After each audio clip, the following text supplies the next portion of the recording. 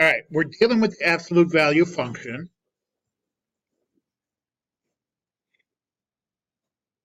And we have an equation that we use for the absolute value function. It's what this is called vertex form. Wow, for somebody that just complained about not being here yesterday and she's not even like got her notepad. I'm glad I recorded that. Okay, so vertex form is y equals a times the absolute value x minus h plus k, where a is our slope and our vertex is h comma k. Now, let's talk a little bit about this. I think I showed you 3 different methods, maybe 2 first hour. There's a third method. Yesterday I showed you can make a t-chart, plug in your x, get your y. We started with 0, 0. We plugged in 0. We solved the equation and got 0. Plugged in 1, solved the equation, we got 1. And plugged in -1, solved the equation, and we got 1. And we plotted those points, and we made our graph. Absolute value function is this V-shaped graph. Okay, so that was the first method. Then I showed you the second method. I actually put this, not actually, I didn't put it, but this equation here, this parent graph, y equals the absolute value of x, that is in vertex form, believe it or not. Y equals the absolute value function, absolute value of x is in vertex form. Now that's our parent function. So every transformation that we do, we're going to be comparing it to the parent function. And we're going to be doing that with exponential functions. We're going to be doing it with radical functions. We're going to be doing it with logarithmic functions. We're going to compare all of the transformations to the parent function. So that's why this is really, really, really important that you get this down, because we're going to be applying this over and over and over again for the rest of the year. Got it? You guys are not awake. You're worse than I am. All right, let's go back to this. I'm going to put this so that you can see the numbers that are being multiplied and added to y equals the absolute value of x to show you that it is indeed in vertex form. Now, there is an a here. It happens to be 1. Then I have the absolute value of x and minus, now, there is an h here. It's just the only way I can make x not change its value is by subtracting 0. So my h has to be 0. Okay. And there is a k here. That k has to be 0. So if I simplify all this, all I get is y equals the absolute value of x. But in this form, and that's what I did over here, that's the second method, this form, I can pick off my h. Well, first of all, my slope is 1. Okay, 1 times the absolute value. And my h is 0, and my k is 0. So this is another way to graph the function. I start with my vertex 0, 0, or hk, and then I use my slope 1, or 1 over 1. So I go up 1 over 1, up 1 over 1, up 1 over 1. And then I plot the other points. Now, my y cannot be negative because coming outside the absolute values, it's got to be positive. So my y values are going to be positive. But the slope itself is up 1 to the left 1. Even though it's a -1, it comes out positive 1 after we go through the absolute values. Up 1 over 1, up 1 over 1. That gives me the second ray of my v. There's a third way. Now, I'm not sure if I showed you guys first hour. I may have skipped you guys. Why, I don't know. What's the easiest way to do something in mathematics? Calculator. Who said that? Fantastic. Okay, grab your calculators. Now it even says it up here. Okay? It says you can find the absolute value command under the math key menu, then go to num, that actually is shortened for numbers, and then hit the number 1, and it brings up absolute value. Now, here's how you do that. Okay, so we're going to be graphing. We need a y equals button. That's how we graph in our graphing calculators. Hit the y equals button. I highly suggest getting a calculator so you can follow through and embed this in your brains while I'm going through it. Because we're going to be using calculators a lot for our graphing purposes. Otherwise, you're going to have to be doing everything manually, like plug and chug numbers. And I know you guys, and it's not going to be pretty.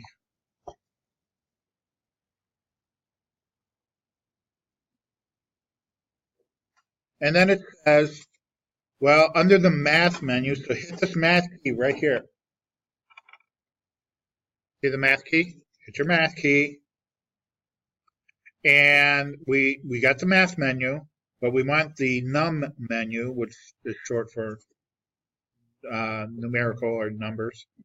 So we're going to hit the arrow key, highlight the num key, and then absolute value is the number 1 spot. So it, our cursor's right on absolute value. Just hit enter, and it brings in the absolute value. Okay. Now plug in your x, and then close the parenthesis. And when you go to graph this, there's our graph. Now, what's nice about this, and you can say it says, the problem might say something like, well, fill out the chart of numbers, fill out the chart of ordered pairs, or draw an accurate graph. You can actually plot some points right from your calculator by hitting the second key and the graph key again, and it brings up our table, our chart, our T-chart.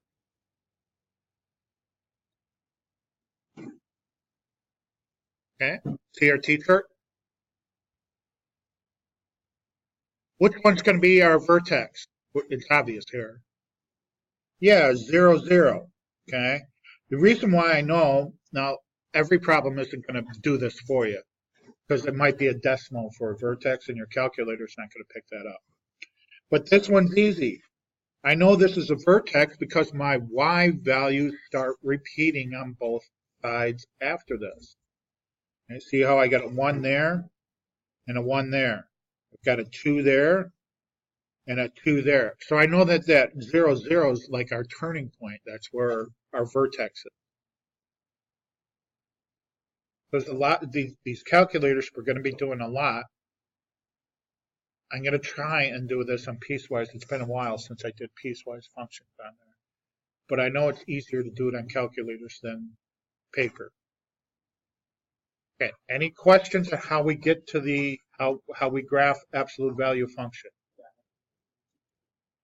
Okay, hit. I'm on my graph, right? So all you have to do, let me zoom out.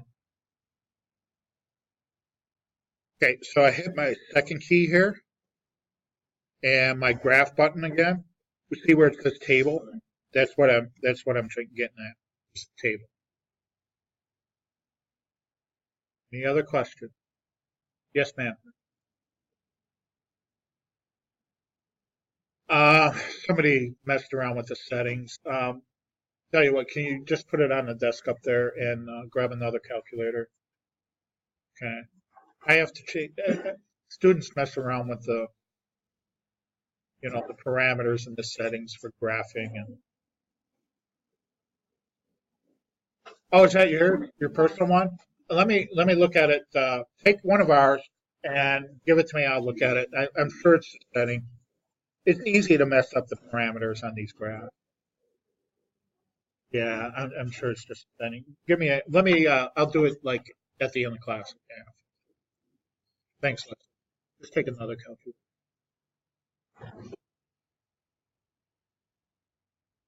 Okay. Anybody else any questions on how to get this? All right. Okay, let's talk about shifts. Now, these are the transformations that I was telling you about. Back in Algebra 1, you guys were supposed to be doing parabolas, right? Y equals x squared. And you were talking about shifting to the left, shift to the right, up, down, narrow, wider, flips, all that other stuff. Well, guess what? The same transformations happen with other functions. So let's look at number 1. And let me explain number 1, how we did it again. Now, on number 1, I drew the parent function on there just for teaching purposes. I want you to see that the comparison between the parent function, y equals the absolute value of x, and the difference between the two graphs, and y equals the absolute value of x minus 2. If I'm inside the absolute value bars here, what variable am I changing? In the parent function, it's 0, right? In the parent function, it's 0. Well, that's my h. So when I change the h, or when I'm inside the absolute value bars, it moves left or right. If it's outside the absolute value bars, like number 3, it shifts up or down. Now, if it's inside the absolute value bars, we have to shift it opposite the sign. Okay, so I have a minus sign here. You would think, well, it should go to the left, but it doesn't. It goes to the right. Okay, so inside the absolute value bars, and that's what I wrote here, inside the absolute value symbol, it shifts the opposite direction of the sign. So if it's a plus sign, you go left. If it's a minus sign, you go right. So we took our vertex and we shifted it to the right 2 because that's a minus 2. Now, the reason why it's opposite ways, because it's the formula. You see the formula, how we've got a minus sign here? There's a minus sign there. So this has to be a minus sign. If you think about it, we do not have to change the sign here. So a 2 stays positive. So that's a positive 2. So we're taking x and we're subtracting positive 2, right? So that's why it moves to the right 2. Now this one, I have x plus 3. My formula says, well, that has to be a minus sign. So what I'm really doing here for a plus to be a minus is I'm adding a negative 3, because that has to be a minus sign. That's why I have to shift to the left 3. That makes sense? It might make sense to some of you. Some of you, it's just, all you have to do, well, it has to be opposite the sign. The h has to be opposite the sign. So my h is positive 2.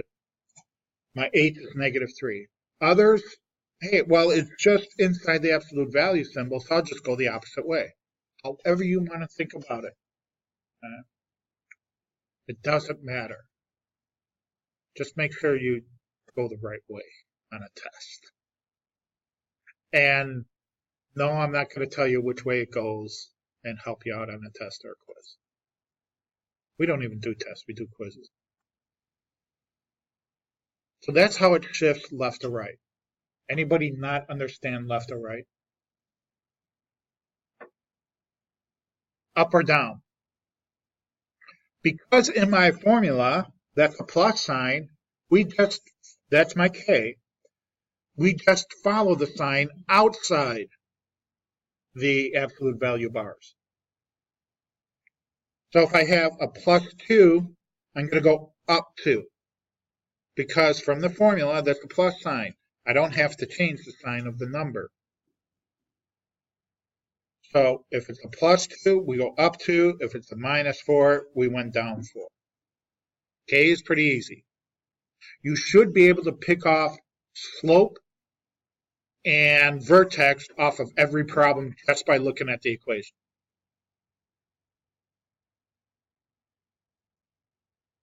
You should just look at that equation and pick off the slope. What's my slope? Number 4. What's my slope? What's my A?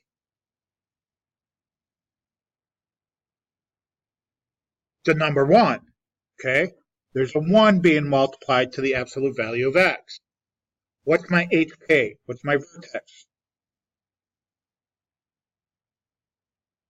What am I subtracting from this x?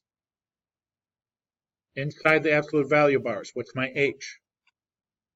0. Okay. What's my K?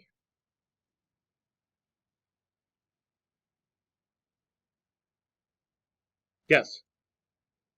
-4, because that has to be a plus sign. Or in other words, my K is the same and my H is the opposite of what's there. Unfortunately, this is 0. Let's look at another one. Let's look at your back.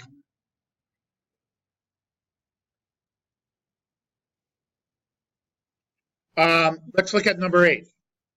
Okay, what's my A? What's my slope? 1. What's my vertex? 3. Opposite sign, because it's an H, and we're adding 0. So you should be able to pick things off right off without even looking at a graph, just by looking at the equation.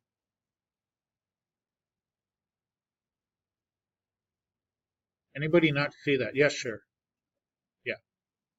Because you're going to have to do this on the quiz. It's going to give you an equation in vertex form, and it's going to ask you what are the shifts, what are the transformations of this graph.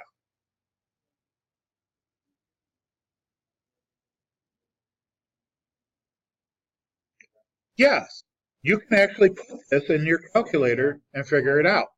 Yeah, it'll shift our graph to the right 3.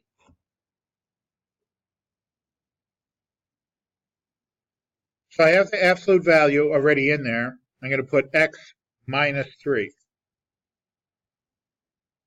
All right, and if I graph that, yes, I can easily see that my graph shifted to the right 3.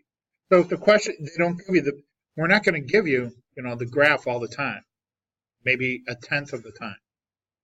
You're going to be looking at that equation and say, what are the transformations? Well, plug it in your calculator. It's easy to see that it shifts to the right 3. Yes, ma'am.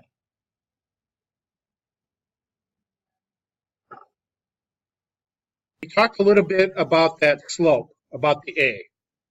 Okay, back on number 5. If my A, in this problem, my A is what? -1. It's not 1 anymore, it's -1. What does the negative sign do to my graph? Flips it. Okay? The negative flips it, and if my A is greater than 1, like in number 6, my A is greater than 1, it's going to make my graph narrower. In mathematical terms, we say it stretches it. And if my A is a fraction between 0 and 1, my graph will get wider or compresses it. Now, it has to be a fraction between 0 and 1, because if I have the fraction by force, you're going to say, well, that's a fraction, so it makes it wider. No, by force is greater than 1. It's going to make it narrow. The fraction has to be between 0 and 1. Okay? A lot of rules here that you guys are just going to have to remember. That's why we're going to practice. You need to do the work. Yes, ma'am. Enter number 5.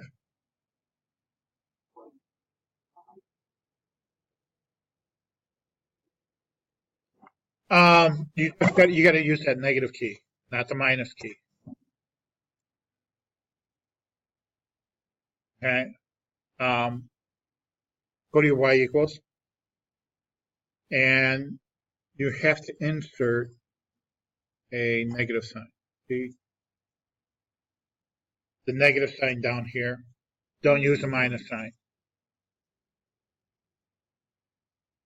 And then graph it, and I'll flip it. See what I did? Here, let's start. Let's start over and put it in our calculator. Hit y equals. Okay. I'm going to put the negative sign in, which is down here at the bottom. So I'm going to put the negative sign in there. Okay. Then I'm going to put, I have to put that ABS for absolute value. So I got to go to math, num, ABS, and then X, and then graph. It flips it. Okay. All great questions. I'm glad you guys are asking questions. So let's do number 9 here. Okay. Oh, did I talk to you guys about the range and domain? I talked to you yesterday about it, right? Domain, look at all your graphs on the other page. Okay? Look at all your graphs. On every single one of these, what's our domain? Yeah, negative infinity to positive infinity. No matter what graph you're looking at, the domain or the x values, because these are going on forever and ever, right? Your x values are from negative infinity to positive infinity. And it's going to be like that at every function we look at. One, either the domain or the range is going to be constant between the functions, no matter the transformation. For the absolute value function, it's the domain. In this class, I'm not going to say every absolute value function it's the same, but in this class, the absolute value function is going to be negative infinity to positive infinity. So when you have to put down the domain and range, every single one, put negative infinity, positive infinity, negative infinity, positive infinity. That's your domain.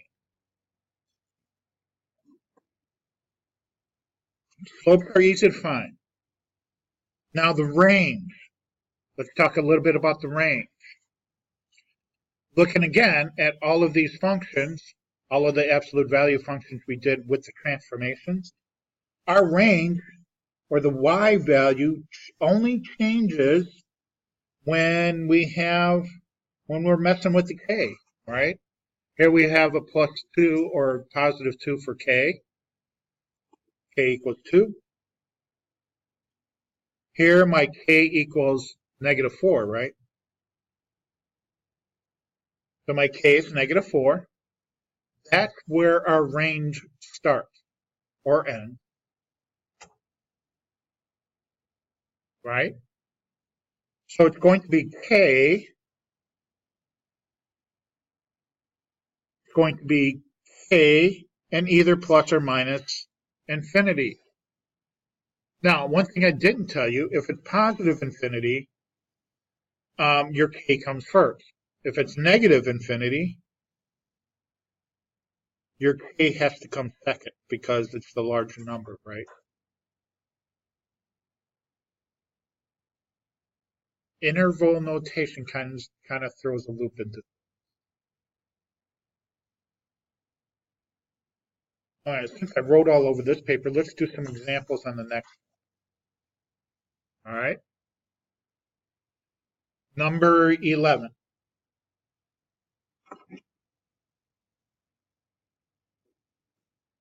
Okay, let's pick out what we can from this. Let's state the transformation. What's my a? 3. So my slope is 3/1 in case I want to graph it using slope. All right, what's my h?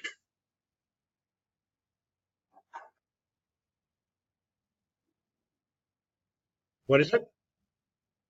It's inside the bars, and so it's opposite the sign, so it has to be positive 4. And my K? Negative 2. K follows the sign. Okay. My vertex then is HK. So what's my vertex? 4, negative 2. So here's my vertex. 4, negative 2. And again, my slope was 3 over 1. So I'm going to go 3 over 1. 1, 2, 3 over 1. 1, 2, 3 over 1. 1, 2, 3 over 1. Here's my line of symmetry, right? It goes through H. There's my axis of symmetry.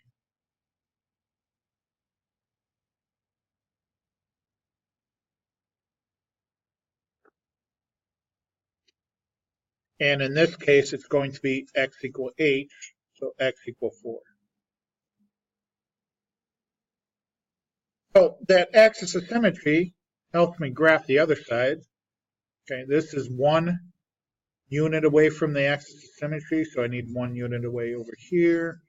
This is 2 units, so I go 2 units this way. This is 3 units, so I go 3 units that way. And here's my graph.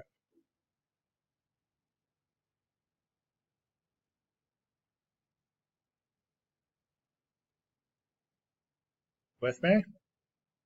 Domain is always negative infinity to positive infinity for the absolute value functions in this course. My range is going to be k, either plus or minus infinity. Now, what's the sign of my a? What's the sign of my a? 3, so it's a positive 3, right? So I'm going to be using positive infinity, which means my k is going to go first. What's my k? Negative 2. And if I look at this, my lowest y value is negative 2, my highest y value is positive infinity. And if you wanted to name all the transformations, well, let's see. My a is greater than 1, so it's narrower. So our transformation.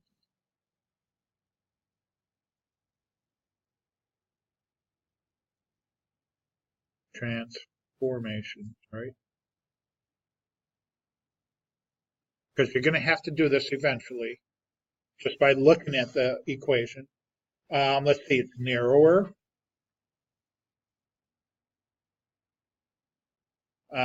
It's my h is a positive 4, so it's opposite the sign, so it moves to the right 4. Okay, and then it's going to go same sign down 2. So these are my transformations.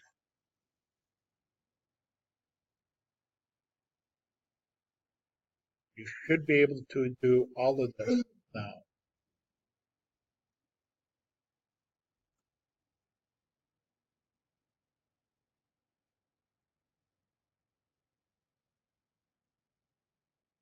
Let's do 14. Let's list the transformations first.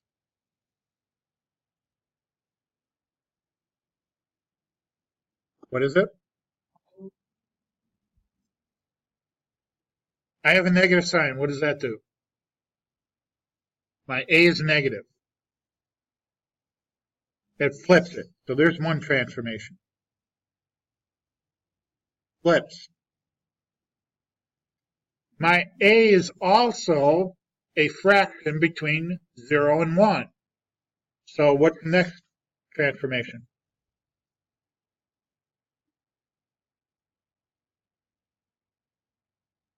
Wider or narrower? Wider, right? Or compresses. Here's my H. I have a +3. Which way is it going to shift? It's a +3 inside the absolute value bars. The opposite. Okay, left 3. There's another shift. My K is a +7. So what's it going to shift? Up 7. Good. And there's all my transformations. Again, our A was -2/3. Our H is opposite the sign, -3. Our K is the same sign, +7. So our vertex, HK, -3, 7. Our slope, -2/3.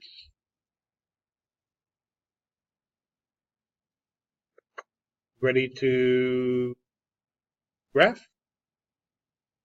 So my vertex is -3, 7. So I'm going to go down to the right 3, down 2 to the right 3. Already I know that it's wider here.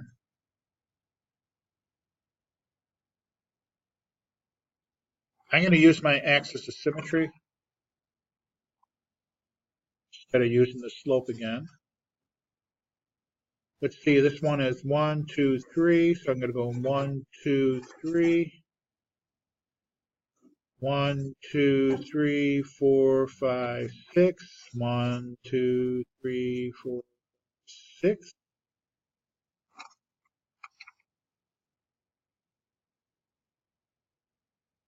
Domain is always going to be -infinity to +infinity for this course. My range, now, what's my smallest number here? Is it -infinity or is it going to be the K? -infinity, so that has to go first. That's the smallest one. What's my K?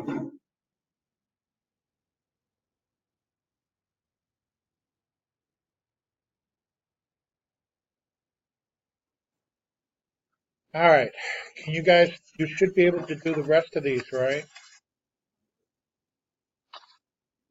Yes, please.